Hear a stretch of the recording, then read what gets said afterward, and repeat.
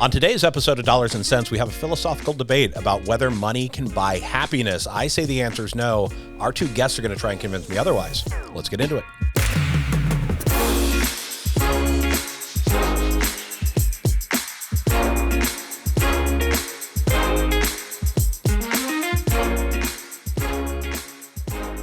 Hi, everybody, and welcome to another episode of Dollars and Cents, Hapo Community Credit Union's financial literacy podcast. Today, we are going to have a philosophical conversation with Sam and Jacob on the topic of can money buy happiness? Gentlemen, welcome to the episode. Thank you. Thank you. Thank you for having us. Yeah. So, right out of the gate, quick yes or no answer. Can money buy happiness? Sam?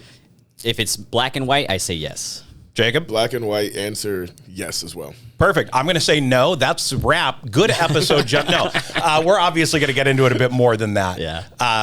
But let's go ahead and drop into that. Why do you think that the answer to that is yes? I mean, it also kind of just depends on your definition of happiness. But just growing up with in a Hispanic household, my father, he came from Mexico, was born and raised over there, right? Didn't have much growing up.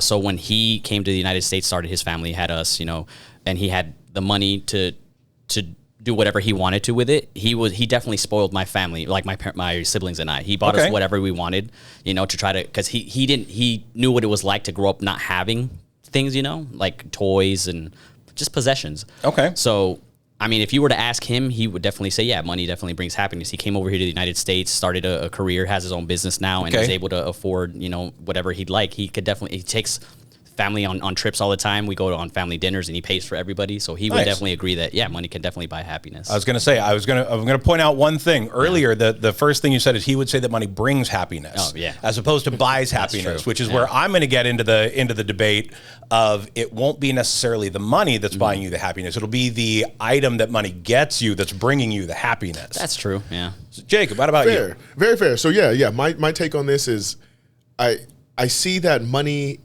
like you said, right? Money can get you the things, the item that does bring that potential happiness.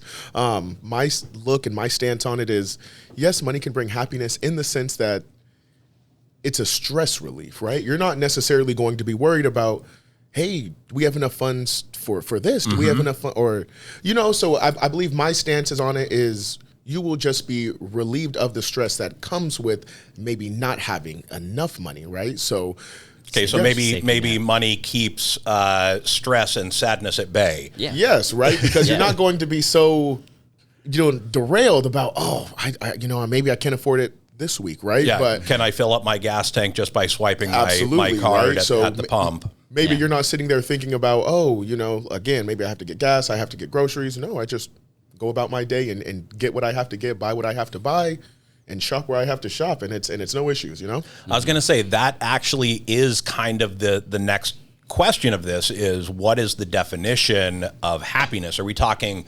long-term contentment? Are we talking short-term serotonin hits? Before this episode, in fact, some of our listeners may have seen the quick reel that we posted on Instagram. I just came back from a vacation, which 7 days in Honduras going scuba diving is, I would consider that in the long run a short stretch of happiness, but it was absolutely fantastic. So research, my own personal, says that going on vacation brought me happiness, and being out, not doing stressful things, hanging out, having cocktails on the beach, swimming with dolphins, those type of things.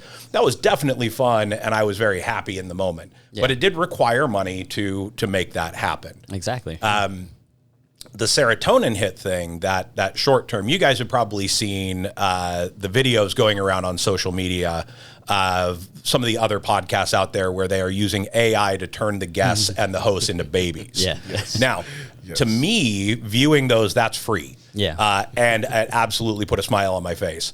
And my guess is that our producer, Jeff, is going to do that to all of us here. So as a baby, what would you like to say to everybody? Goo goo gaga. As a baby, what? Hi, Mom. Yeah, with those serotonin hits, we get a good laugh. You get a good feeling out of that one, a bit of a rise for free. Yeah. So obviously, money isn't necessary unless you're Jeff, who probably has to spend a short amount of credits on whatever tool he's using to create that video. But I think that one's going a lot further as far as the happiness it's going to generate than the amount of money I put into my vacation recently. Yeah. So beyond that short-term hit and kind of that long-term contentment, where do you think that this whole buying happiness really settles in? That's a really good question. See, because that financial stability, that contentment, that not being concerned about where you're going to buy something, I feel like that's a long-term situation where you're going to be a lot happier as a person in general. But I feel like you get a much bigger spike out of those short-term serotonin hits. Yeah. But definitely a bigger spike for the moment, but does it last as long too is a thing, you know? It's like drinking a very high caffeinated sugary drink. You're going to get that burst of energy. Yeah. That was exactly what I was about to say. I think about it like going to the store, right? Getting coffee every day. I know everyone here is probably a coffee drinker. So that instant gratification of, oh, hey, I didn't make coffee this morning. Hey, let's jump in line. Let's grab a coffee. That instant gratification does bring happiness, right? Most definitely. If you ask any single one of us in the morning, we're probably all happy after that. Oh, yeah, for sure. Most definitely, right? Yeah. But again, it's like, does that fall in line with, well, does it bring happiness? I mean, I'd consider it yes. I would consider that yes. But see, from my side, was that the money that did it, or was it the coffee? Was it the item? Yeah. Right. And so it's like, that's where it goes back to. It's all like, well, the coffee, most definitely, right? The coffee is the reason why we got that serotonin hit, the reason why we are happy in the moment, right? But again, we are going to need funds for that, right? So we have to, I always look at it kind of like you said, the long way, the very long way. So it's like, yes, instant gratification, most definitely going to bring me happiness. How are we going to sustain that is where we're going to have to come into an agreement, right? Of how we're going to either save money, build that as an emergency fund, or if, we just keep getting instant gratification every day. That's setting us up for failure. That was almost a faux pas, because that was almost instant coffee, and for me, that's not going to bring as much happiness. No. I'm not a coffee drinker myself. Energy drinks is my thing, so but it's the same thing. Yeah. I was going to say, it gives you that same rush of joy in the morning and makes you a functional adult. No, I definitely agree with what Jacob says. Like instant gratification, it's definitely in the moment. But my whole thing too is so I still think money can buy happiness, because money purchases the things that make you happy. So, it's hand in hand, Yeah. But is it something that we should depend on for happiness? I think not. That's definitely like a whole other. I was going to say, there is an entire other discussion out there about how much money is necessary to provide that stability and that happiness. And then the flip side of that is how much money then suddenly decreases your happiness in the long run. I think the stat is somewhere along 3% of lottery winners regret winning the lottery. I've heard that. And okay, so where did this come from? At what point does having too much of something all of a sudden bring more stress, taxes, trying to figure out what you're going to do with all of that? I feel like this is one of those questions like, oh, poor rich person, how do you deal with the stress of having so much? Yeah. Right. No, absolutely. And I think that is interesting, right? Because again, those people that come into large sums of money at a short period of time, right? Lottery winners, people that maybe come into, a parent's IRA, 401k, right? Something like that when they pass away. Yeah. When it's something very large and you've never had maybe access to those type of funds, you don't know how to spend it wisely, how to manage it. And again, I think that goes back to just people getting stuck into that instant cycle, right? I mean, if you're saying, hey, I got $100,000 that you just never had that much funds before. Getting something like that, right? That's going to, hey, I can get a new vehicle. I can get a new truck. I can do all this. And before you know it, oh my gosh, we're back at square one. Yeah. So that is a discussion to have, right? That is most definitely a discussion to have, because again, you were happy making the purchases. The purchases most definitely made you happy, but now we're looking at it as, here are the effects, right? Here are the end results. Yeah. Because it also depends on just like, again, you as a person, like how are you with money, with or without it, you know? Like, because you hear it all the time, celebrities or, you know, billionaires talking about how money can't buy you everything. Like I have all of these things, but I still feel like an emptiness, inside, you know?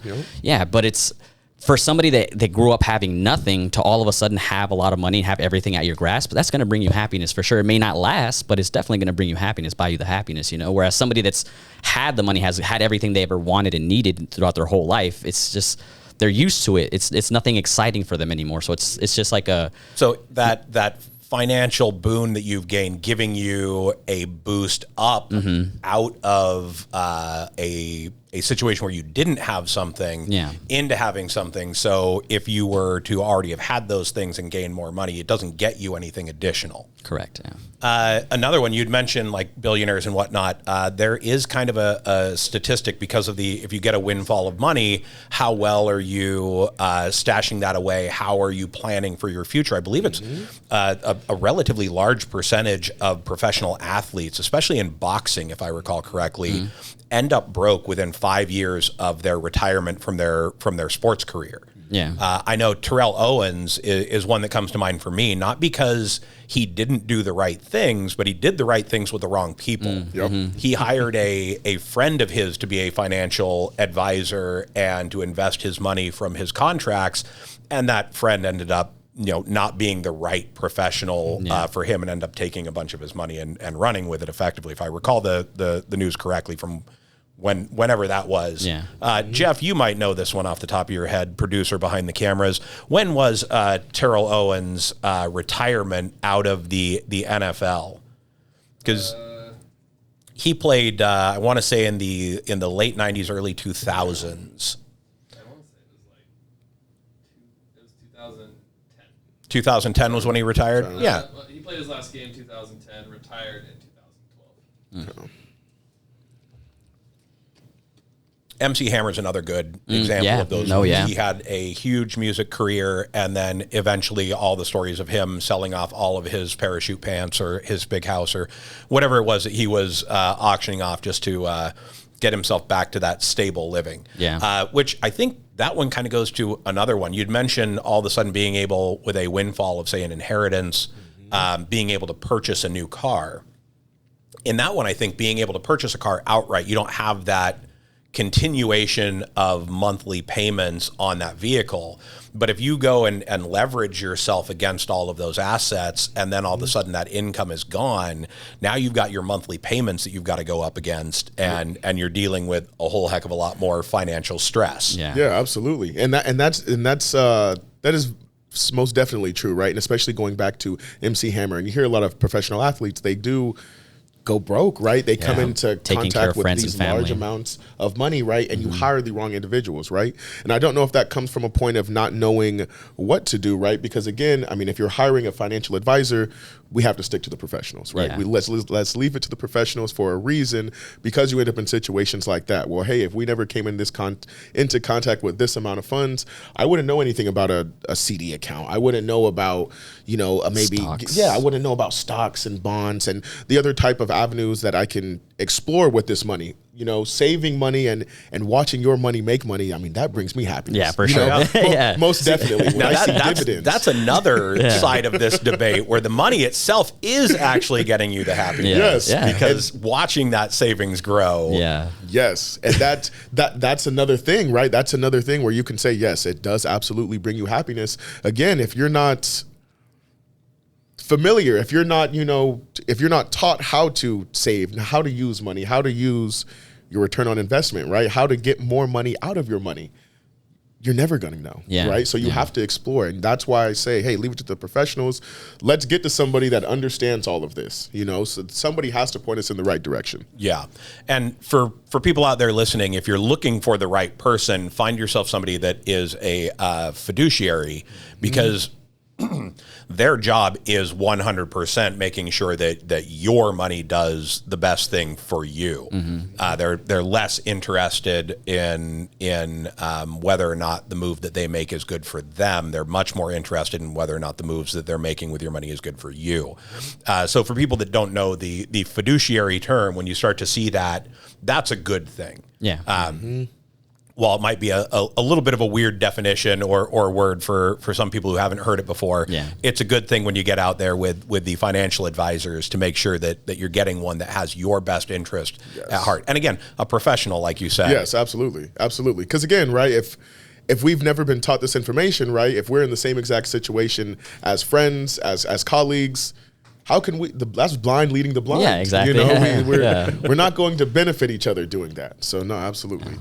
Just cause even more stress on top of everything. All right, so we talked a little bit about that short-term serotonin hit that you can get, which is kind of like a retail therapy situation. For sure. Which, honestly speaking, I do love a little bit of that myself. Oh, yeah, me too. think everybody's guilty. Totally Yeah. guilty of that myself. Yeah. I'll go out and I'll buy myself probably something for the upcoming holiday to go put on my Traeger and barbecue and invite some people over and be like, hey, look at this stuff that I made for all of you to come enjoy with me. And I think that type of situation is, we're all agree that money can definitely accomplish bringing happiness to either yourself or to a group of people. For sure. But again, it's one of those, is it the money? Yeah, I think that money mostly takes away the barrier to get the things that make people happy and enjoy what's going on. We do have one other thing right about now out in our community. Most everybody listening should be aware that graduation is happening. We're lucky enough here to have a couple of students that have returned on their summer breaks that are doing intern work with us again, which is always great to have them back. It reminds me of an episode we did a while back about financial aid. For college, we did a podcast episode maybe a year or two ago with Washington State University's Tri-Cities Branch Campus Financial Aid Department, and I think this is another one of those things where the money is a pretty important part of being able to afford college and tuition. With everybody graduating, I feel like that's one of those things where it's not your money, but it's somebody's money. That's definitely helping you gain that educational background so that you can then stepping stone your way out into a great career. To get that life that you're wanting, So for all the graduates out there, congratulations. And if you are heading to college, do not skip out on talking to your financial aid departments, because the finances that come along with college, especially these days, are a lot more expensive. So if that's where you're heading, go check out that episode. Go talk to the financial aid departments. Use somebody else's money. Especially if you can get those grants. For sure. Absolutely. And I know for me, college was a very fun time. I was a very happy kid in college. Those environments, I wasn't the one doing most of the paying for that. I was very lucky. My parents did most of that. So once again, that financial cushion that I had growing up, where for me gaining that additional stuff may not have brought me too much additional happiness, but probably because I already had that. Still though, it's still those are still experiences though, correct? Right? So it's like, hey, going to college, right? Even whether or not I feel like it affected you, right? It does bring happiness in the sense that, hey, I get to experience, right? I get to have my college experience. I get to have my fun. And then, hey, I get to still do my work, right? So it's like, no. I feel like that is a good point. It's a good thing to bring up, because again, hey, maybe I didn't look at it in that point of view, but again, hey, it does allow me to get joy, get happiness out of it, because again, now I can live my life. Right, kind of. I don't want to say scot-free, but a little bit. Well, I can never do anything scot-free. I'm with me all the time. That's for sure. But I think that situation may have informed kind of my opinion, where I say that no, money doesn't buy happiness. Whereas, again, I'm coming from that side of things that is, well, I had most of these things. I had a pretty blessed upbringing with my family the way that it was. And it sounds like you did as well, thanks to your dad's hard work and whatnot. But I think that historical vision of, hey, now we have these things, he didn't, so you can see that in a slightly different lens than I did.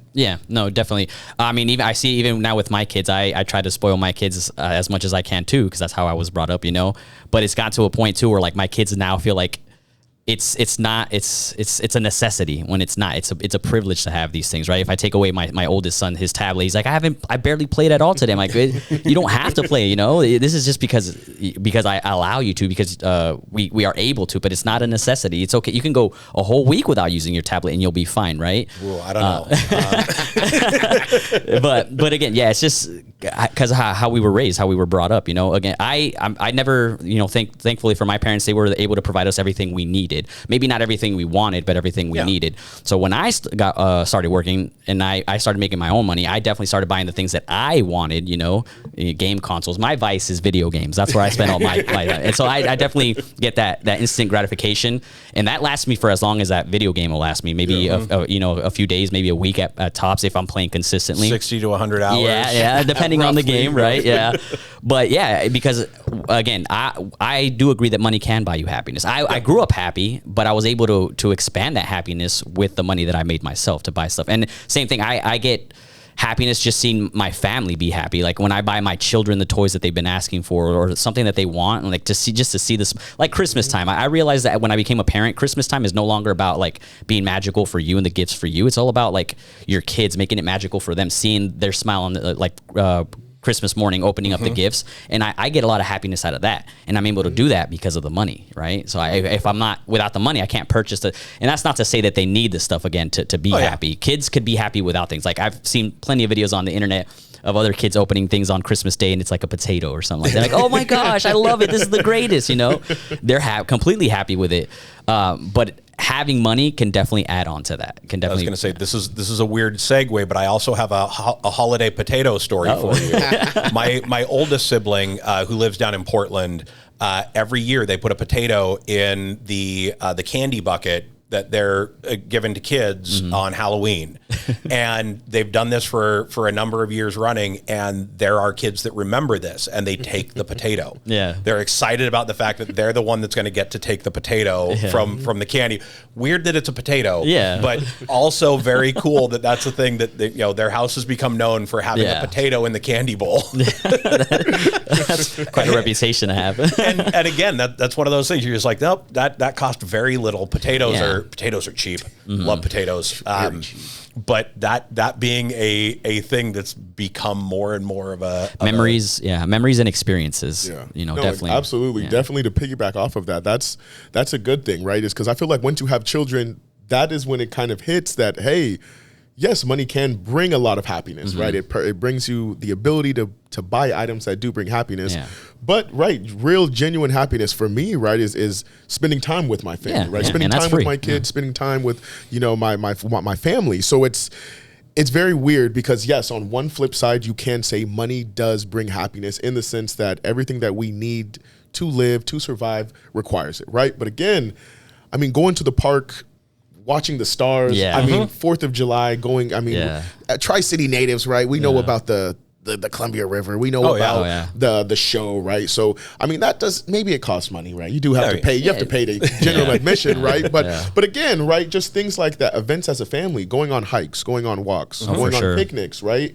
I mean, we can go down to Howard Amen and have a ball, right? And then it's like, for me, that's genuine happiness. But again, going back on it, hey, Christmas time, right? Opening gifts, watching that.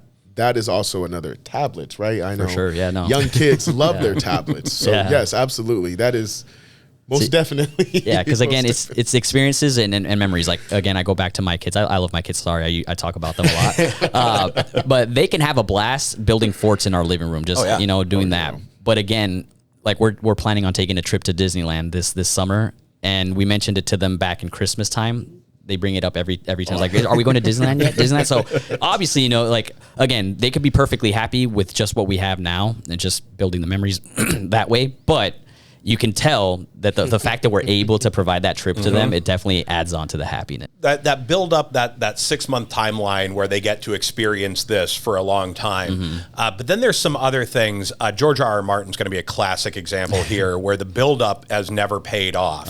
Where he hasn't released that last book. At what point in time does it feel like maybe there's too much of that good thing? Like we talked a little bit about, like, when does money become too stressful? How does that work as far as like needing to suddenly manage everything and handle that? Or when does a purchase not pay off like you thought it was going to? Well, I mean, for that last question, like I said, my vice is video games, and I'm constantly going through like buying new video games even before I finish the new one. That happens to me quite often actually, where and video games are getting expensive nowadays. They're like $70 now. I've got a library of unplayed. Yeah. So that's one example of one of the times like I've been looking forward to playing a brand new video game. It's been hyped up for months. I've been seeing the trailers on YouTube and everything like that. I pre-order it so I can access it 2 or 3 days earlier, and then I go to play it and it's just a letdown. It's like nothing at all like what I expected, or it's exactly like the prequel was. It's like I spent an extra $80 on this just to play the exact same game with a new title. Like I could have replayed the other one. Yeah, exactly. It's just, so that's one example of when like you build up the hype for it, you're waiting for it, and it just turns out to not be what you expected. I've had a couple of games that I did that with, like a Kickstarter, like an indie game that I did and waited over a year for it to deliver, and when it showed up, it was nowhere near ready for release. And I was like, oh, okay, I guess things like Kickstarter are a little bit of a gamble to begin with.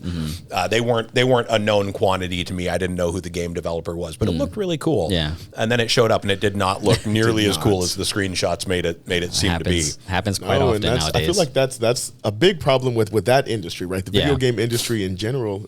As of lately, I felt like that, right? They can, and that's what they're supposed to do, right? They are supposed to build it up. They are supposed to make this platform that we are, supposed to be so enthusiastic for.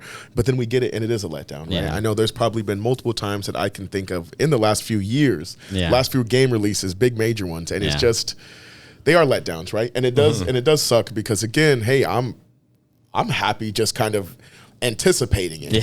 So I know for me, I'm a very big, I'm a sports guy, right? So there's only one football game, there's only one basketball game, and I get in a cycle every year, right? I'm like, oh, I'm so excited for the game, get the game, and it is the exact same. So it's a letdown, and I'm like, what am I doing? But again, I'm happy when it drops. When they first announce it, enthusiastic.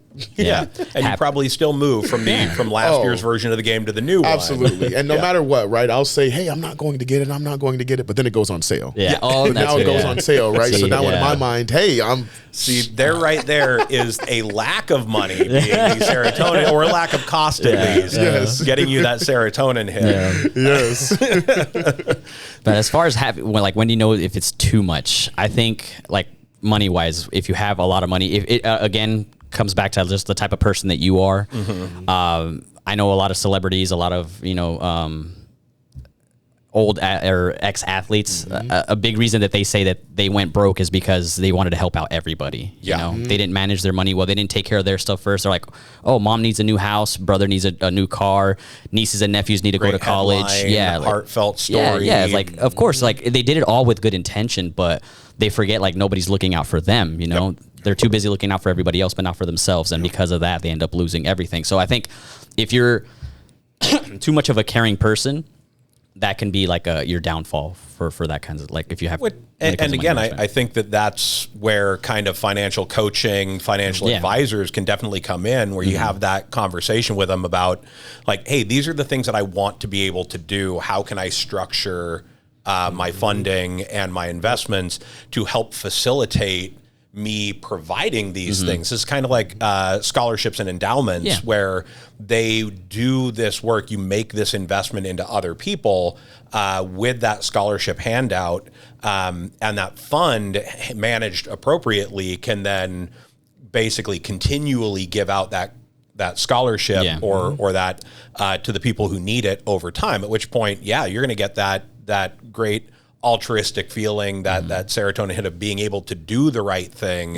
But if you work with people who know how to make that happen on the long term, then you're good. But if you don't, and you just assume that, okay, cool, here's a couple stacks, mom, go get yourself that Bentley or whatever, and you're not paying any attention to what else you're doing, or you're just assuming, well, I'll be able to cover it with the next album release or the next contract or exactly. whatever else, then yeah, you're gonna run into that downfall. It is so very true. And it's one thing that I feel like specifically, right, athletes and people, rappers, right, musicians, artists, when they come into contact with these large sums of money, right, purchase a house, purchase a vehicle, and it's all like, you have to think of the maintenance, right, the upkeep, think of the taxes. Hey, what's hot right now, right? In 30 years, am I still going to be able to pay the taxes on this house, right? That is something that people don't think of long term, and you have to be able to afford it after the fact. You have to so plan it's like, yes, you can pay for it outright.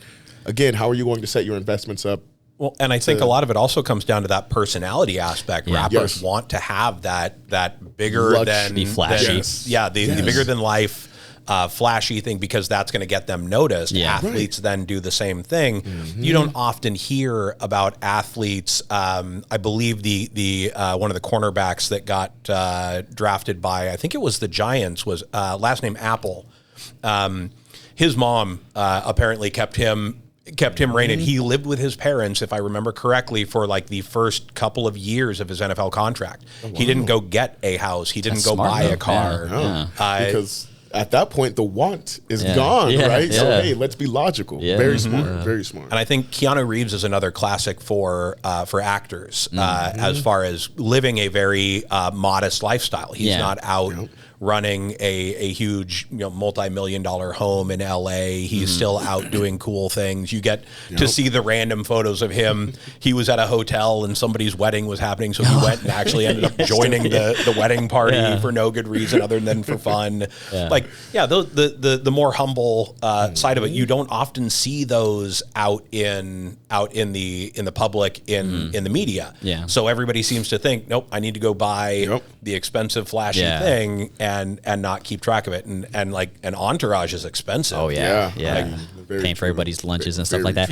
And speaking of media, I think social media has a big part in this whole thing too. Like, because of social media, a lot more people believe that they have to have money to be happy, because social media only shows like the extravagant happy times, and it's not showing all the work that was put into getting to that point, or the downside of having the consequences of not managing your money. All they're showing is just happy times here. Look at me blowing all this money, happy times at the club or whatever. But again, it's not showing everything, the fuller picture. And I think that's something that people need to realize, is they need to look at not just the instant, but the bigger picture of what's happening, and think of the long run, basically. And when was the last time you saw a social media influencer that did a product endorsement, and then you actually saw them utilize that product in any other video they've ever done? I can't recall one. Not off the top of my head. Right? I've got one or two that I know I have seen made like a series of things around, like a series of videos around one item that they got, but it's definitely not a recurring situation where it's like, hey, maybe that was literally just sponsored posts after the next after the next. But you don't often see them being like, oh, hey, I got this thing and it made my life so much better. And now I'm going to talk about it as if it's my entire personality. And then that endorsement contract runs out and the conversation ends. Now it's on to the next thing. Yeah, exactly. Yeah. All right. Do you guys have any other final thoughts for the listeners out there on money and happiness and the intertwining of both of those things? I guess my final say would be, my final thought, I'd still think money can buy you happiness, but should you depend on it to bring you happiness? No. Money is not the only source of happiness, but it could definitely buy happiness, but you shouldn't depend on it. I was going to say, runners will tell you all about the runner's high and the serotonin hit from that. And running's free. Just go outside. Okay, so I think my sign-off, my farewell piece on this is money can still buy happiness. Yes, again, not necessarily just outright buy happiness, but it gives you the ability to get the memories, to get the items, to go on the trips, to give you the experiences. It does. It definitely does. Okay. And I'm going to stick with mine and say that money is a barrier to the things that can get you happiness in certain situations, such as paying for that flight. But it is the trip itself that brings that. From a philosophical standpoint, I think we can agree on a lot of the statements that, things cost money. Money is a necessity. Yeah. I don't think money is the thing that brings it, but I believe that a lot of people out there are going to agree with you over me, which perfectly fine. They're welcome to be wrong. I mean, have their own opinions. Anyways, gentlemen, thank you very much for coming on the episode today and having this conversation with us. Of course, thank you. And until next time, this has been Dollars and Cents, Hapo Community Credit Union's Financial Literacy Podcast. Until next time.